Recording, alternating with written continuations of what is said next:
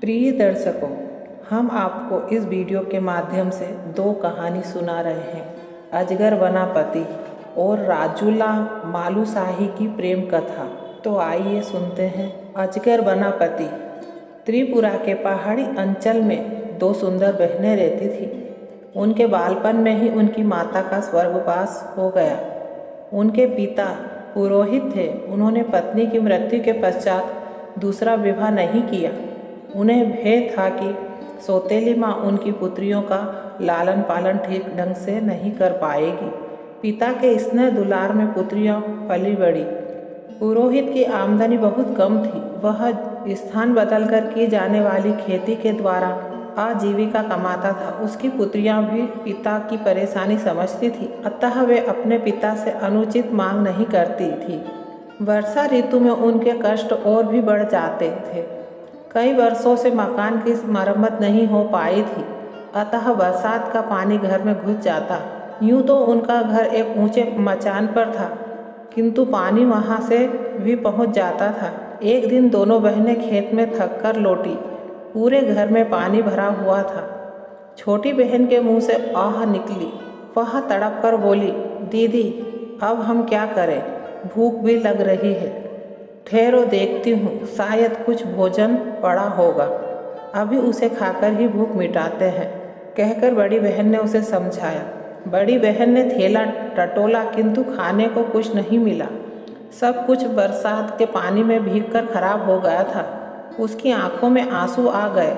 छोटी बहन का दुख वह सह न सकी। उसने प्रतिज्ञा की कि मैं उसी को अपना पति मानूंगी जो मेरे घर को संवार देगा। जिस तरह सबके कष्ट दूर होते हैं, उसी तरह वह दुख भरी रात्रि भी बीत गई। अगले दिन जब दोनों बहनें घर लौटी तो घर की काया पलट देखकर तंग रह गई। सारे घर की मरम्मत की गई थी तथा खाने पीने का सारा सामान भी मौजूद था। इतने खाक पदार्थ उन्होंने पहले कभी नहीं देखे। पुरोहित ने भी घर का परिवर्तन देखा तो उत्साह के साथ बोला, यह तो वन देवी की कृपा है। उससे तुम लोगों का कष्ट नहीं देखा गया, इसीलिए उसने हमारी सहायता की है।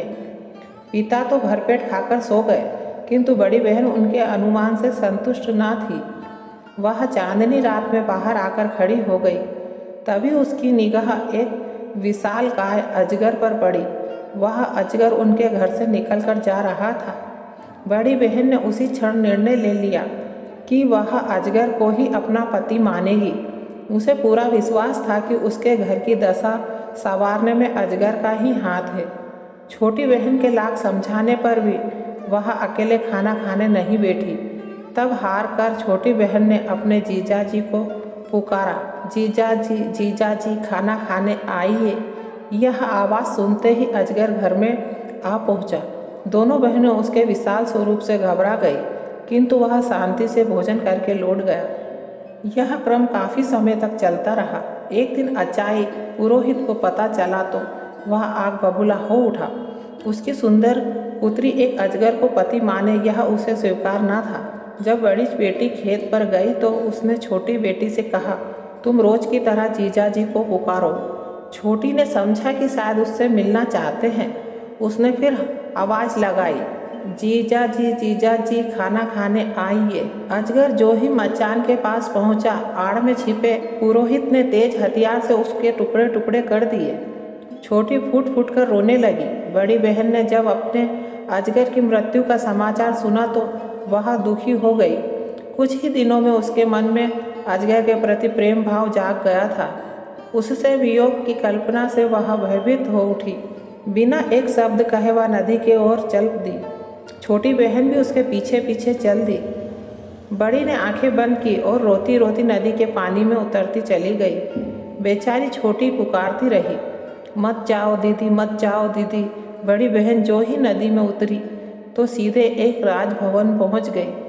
जल के नीचे इतना सुंदर महल देखकर वह दंग रह गई। प्रवेश द्वार पर उसका अजगर पति स्वागत के लिए खड़ा था। उसके बाद वह वहीं सुखपूर्वक जीवन यापन करने लगी।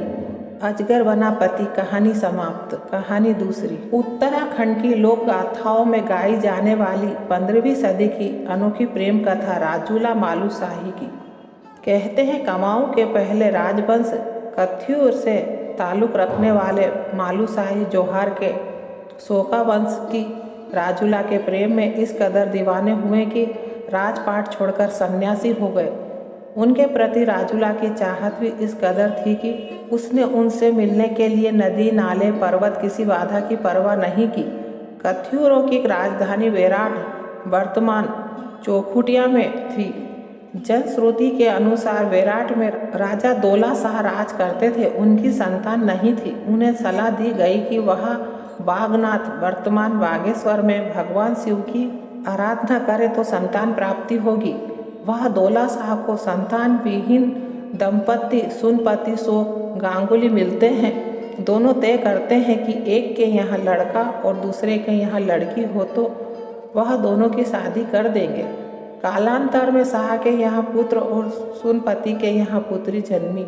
ज्योतिषी राजा दौला शाह को पुत्र की अल्प मृत्यु का योग बताते हुए उसका विवाह किसी नौरंगी कन्या से करने की सलाह देते हैं, लेकिन दौला शाह को वचन की याद आती है। वह सुनपति के यहाँ जाकर राजूला मालूशाही का प्रतीकात्मक विवाह करा देते हैं।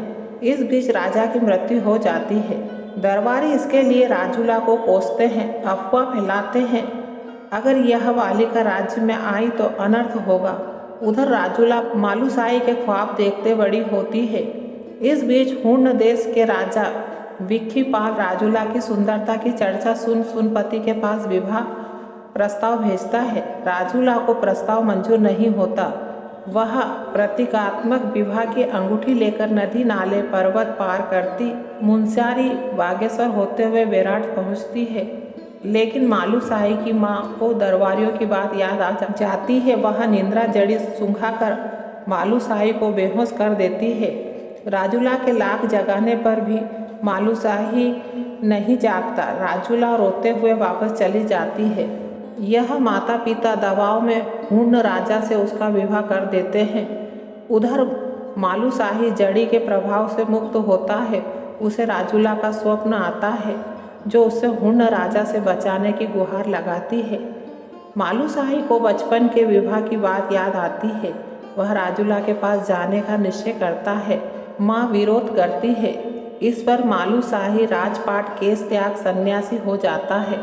दर दर भटकते उसकी मुलाकात बाबा गोरखनाथ से होती है। उनकी मदद से वह हूण राजा के यहाँ जा पहुँचता है। राजूला मालूशाही को देखकर अति प्रसन्न हो जाती है, लेकिन मालूशाही की हकीकत विक्खीपाल पर खुल जाती है। वह उसे कैद कर लेता है। प्रेम कथा का दुखद अंत होता है। राजूला मालूशाही की प्रेम कथा समाप्त। आपको हमारा वीडियो अच्छा लगा हो तो चैनल को सब्सक्राइब, लाइक और कमेंट में हर हर महादेव जरूर लिखें। धन्यवाद।